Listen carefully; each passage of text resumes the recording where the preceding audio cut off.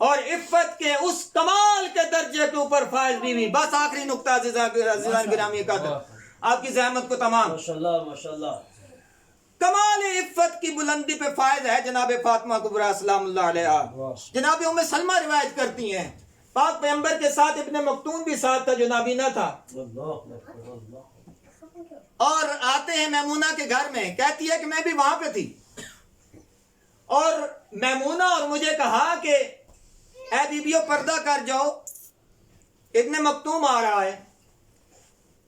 تو ام سلمہ کہتی ہیں کہ وہ تو نابینا ہے، وہ تو نابینا، وہ ہمیں کیا دیکھے گا.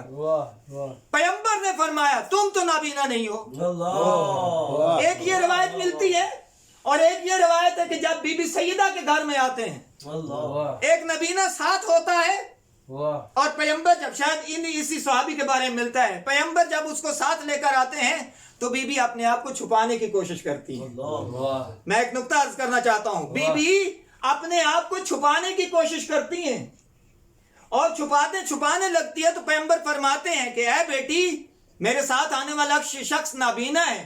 کہا بابا وہ نابینا ہے، میں تو نابینا نہیں ہوں. یہاں پہ ایک جملہ عرض کرنا چاہتا ہوں، ہدیہ کرنا چاہتا ہوں کہ امہات المومنین،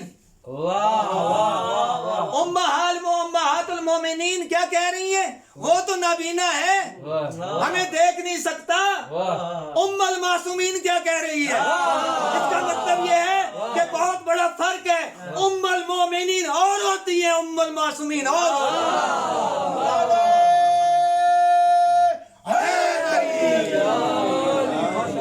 برعظمت جناب سیدہ طاہرہ بلند صلوات.